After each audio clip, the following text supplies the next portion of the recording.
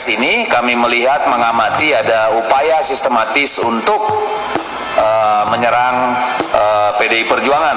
Alasannya hanya karena saya dianggap bertemu dengan Pak Presiden Joko Widodo, katanya kong kali kong. Saya sedih ya. Sejahat apa sih Pak Jokowi bagi PDI Perjuangan? Ya, saya prihatin. Makanya saya pesan juga ke Bu Mega bahwa semua juga ada waktunya, Ibu. Nggak usah terlalu kita ingin menghakimi orang lah. Termasuk yang merupakan calon DPR dan juga sebagai anggota kader dari PDIP Perjuangan. Jangan sampai KPK ini yang sudah dibangun oleh Megawati malah berterima kasih atas dibangunnya KPK dengan melindungi kader kesayangannya.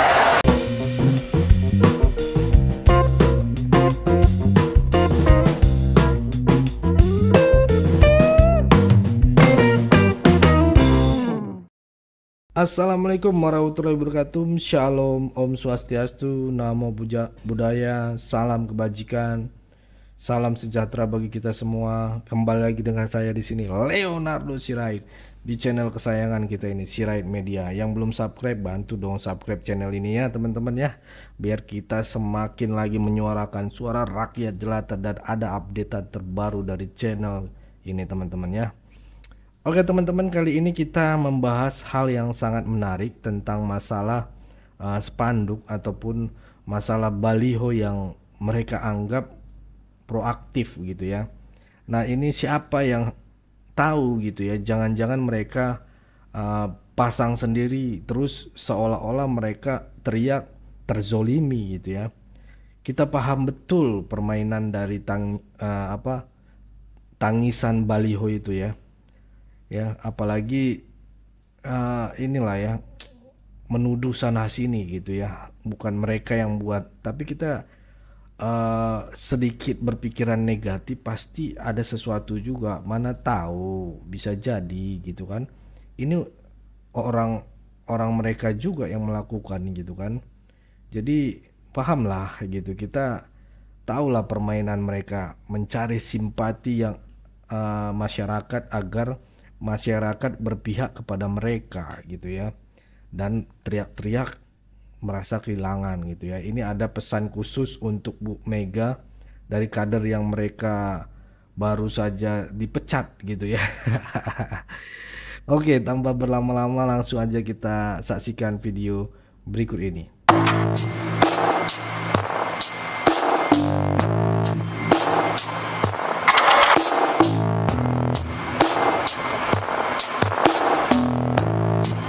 Jelang kongres ini kami melihat mengamati ada upaya sistematis untuk menyerang PDI Perjuangan, dan oleh karena itu diserukan kepada seluruh jajaran partai agar bersiap siaga untuk melawan berbagai bentuk upaya untuk menyerang PDI Perjuangan. Dalam bahasa Ibu Megawati, mengaut-aut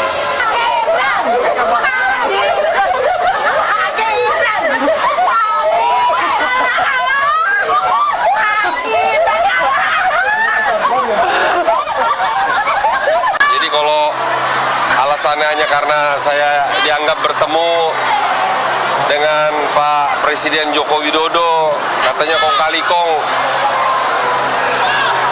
Saya sedih ya. Sejahat apa sih Pak Jokowi bagi PDI Perjuangan?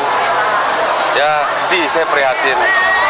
Makanya saya pesan juga ke Bu Mega bahwa semua juga ada waktunya, Ibu. Nggak usah terlalu kita ingin menghakimi orang lah. Betul.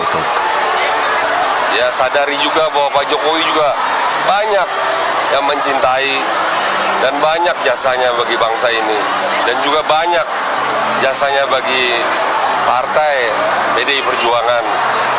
Jadi itu saya kira pesan Natal pada Bu Megawati Soekarno Putri, biarlah damai sejahtera di hatimu dan berbaiklah dengan Pak Joko Widodo yang kau benci itu. Ya, terima kasih. Salam Natal. Natal Oras. Perlu diingat oleh pimpinan KPK bahwasanya kalian adalah instrumen yang harus mengayomi rakyat, dari rakyat untuk rakyat.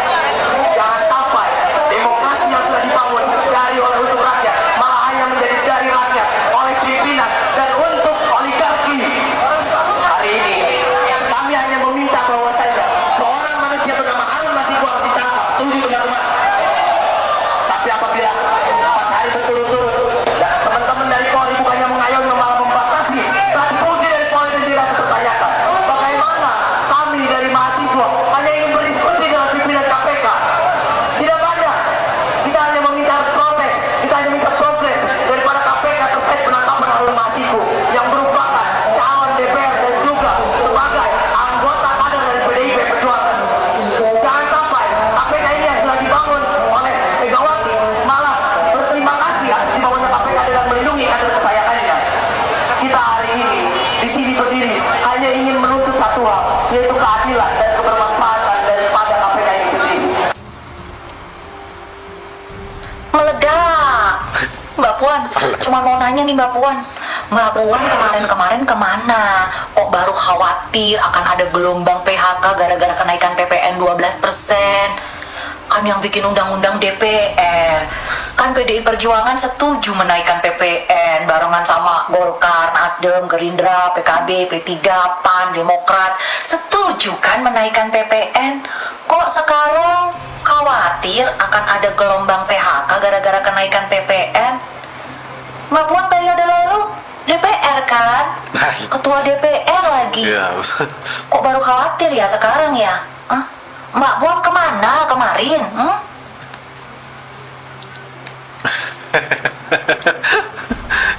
Ketua DPR Puan Maharani khawatir gelombang PHK buntut PPN 12%. Mbak Puan selama ini kemana saja?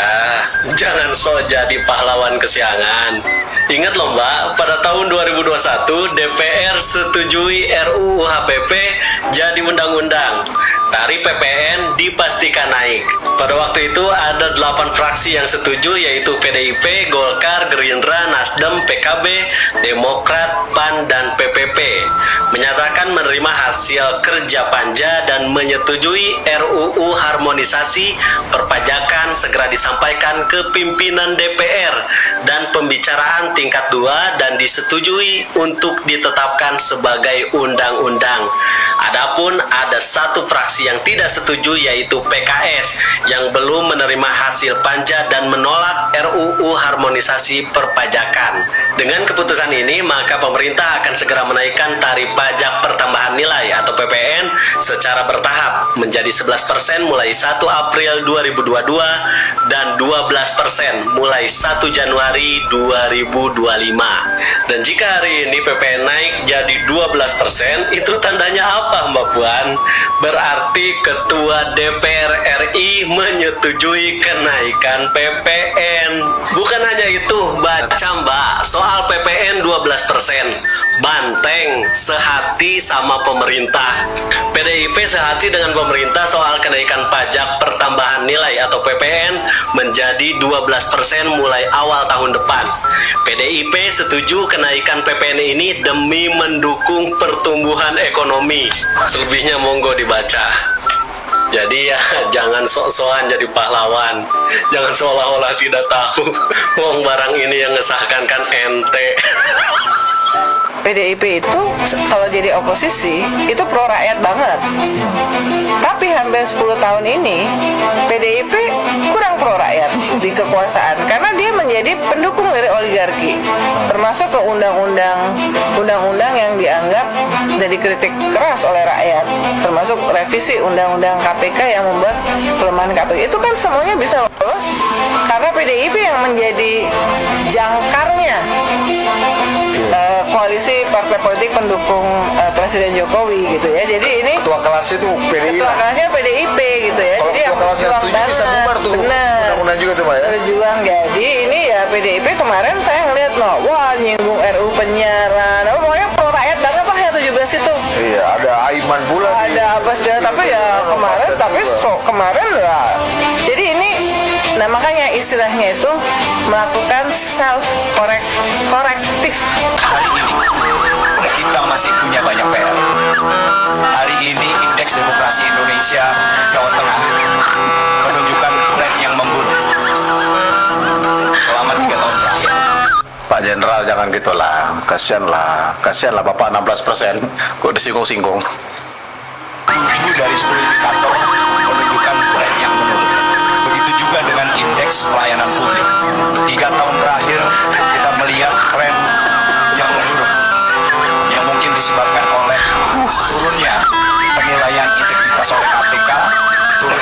demokrasi maupun turunnya efisiensi kehidupan. Kita dihadapkan pada SDG atau Sustainable Development Goals, di mana goal pertama yaitu no poverty atau tidak ada kemiskinan ini cukup berat. Kita masih punya 10,47% rakyat miskin, dan itu harus bisa ditekan sampai dengan 0 kalau kita memang ingin mengawal sampai dengan akhir periode 2029. Tahun 2030 diharapkan target-target tersebut bisa tercapai. Mas, jangan mas. Nggak apa-apa. Mas kan petinggi partai. Udah tenang aja, nanti ada ibu yang nolongin saya. Jangan mas, saya sudah punya suami. Kan suami kamu sahabat saya. Jangan mas. Udah nggak apa-apa, tenang aja. Kalau memang kamu takut kelihatan sama orang lain, saya tutup ya. Mas, ini kan baju kebesaran partai mas. Justru ini yang akan melindungi kita dari hukum. Mas, jangan mas. Aduh mas, jangan. Mas kayak banteng deh. Jadi jogging track di atas atap stadion. Lebarnya kira-kira Ini saya nggak pernah tahu. Saya banyak membaca tapi nggak belum. 5 meter. Lebarnya 5 meter. Mengelilingi stadion, dan itu nanti Kasihan Pak Dalam. Terus jadi korban kengibul. jogging sambil lihat keindahan tepi pantai Jakarta, keindahan Jakarta dari atas stadion. Jadi itu mungkin akan jadi jogging track tertinggi yang ada di Indonesia. Dan biasanya jogging track di bawah. Unik sekali. Jadi Ada tangga nanti ke sana. ada tanda di sana. Kata siapa Jakarta bakal tenggelam? Ini dia Masjid Wal Aduna, bukti nyata tenggelamnya Jakarta. Salah utama lingkungan di Indonesia itu nggak cuma polusi udara, masalah sampah, tapi juga tenggelamnya Jakarta. Gimana guys, masih nggak percaya juga Jakarta bakal tenggelam? Sini gue kasih lihat bukti nyatanya di daerah Muara Baru, Jakarta Utara. Ini dia masjid yang tenggelam di Jakarta. Namanya Masjid Wal Aduna. Masjid ini udah mulai terendam dari tahun 2011 dan sekarang lihat deh, setengahnya udah terendam dan nggak bisa dipakai lagi sama sekali. Kalau ini dibiarin bisa makin banyak daerah di Jakarta yang tenggelam guys. Lihat aja deh, ini daratan dan lautan cuma dipisah sama tanggul tembok ini. Di sini air laut dan di sini udah langsung pemukiman guys. Ini air lautnya udah lebih tinggi daripada daratannya loh. Bahaya banget gak sih? Apalagi kalau terjadi apa-apa sama tanggul temboknya ini. Nggak kebayang deh bisa langsung tenggelam si Jakarta. By the way jangan salah juga, maksud dari tenggelam itu bukan kayak akuarium gitu, tapi lebih ke banjir. Nah yang jadi pertanyaan itu, kok bisa ini terjadi? Jawabannya itu ada dua guys. Yang pertama karena air lautnya naik akibat pemanasan global, dan yang kedua itu diperparah sama turunnya permukaan tanah Jakarta akibat eksploitasi air tanah. Banyak ilmuwan bilang kalau permukaan tanah di Jakarta itu turun sekitar 10 cm per tahunnya. Menurut gua pemerintah harus fokus banget nih cari solusinya. Apalagi udah ada bukti nyata Masjid Wal Aduna di Jakarta Utara. Kalau menurut kalian gimana nih guys solusinya? Oke, cukup segitu dulu teman-teman. Berikan tanggapan teman-teman yang menonton video ini. Bagaimana, itu asik banget tadi kan teman-teman lihat sendiri. Bolehlah apa yang di pikiran kalian saat mendengarkan video ini. Berikan pandangan kalian di kolom komentar. Komen-komen lah, komen-komen, ramaikan komentar ya. Ya, pesan saya pokoknya tetap jaga persatuan Indonesia, jangan mau dipecah belah, jangan mau diadu domba, karena NKRI harga mati. Saya Leonardo Sirait, mohon undur diri. Bye-bye.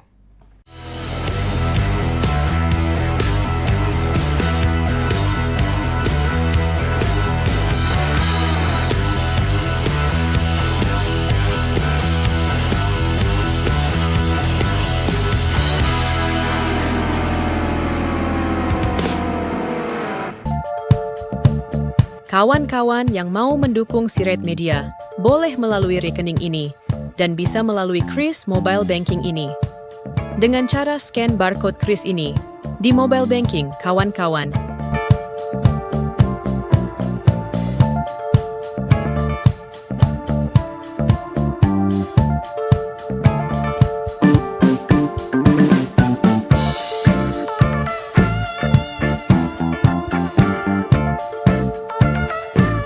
Dan jangan lupa juga mendukung pelayanan di yayasan kami melalui rekening ini dan bisa melalui Kris Mobile Banking ini.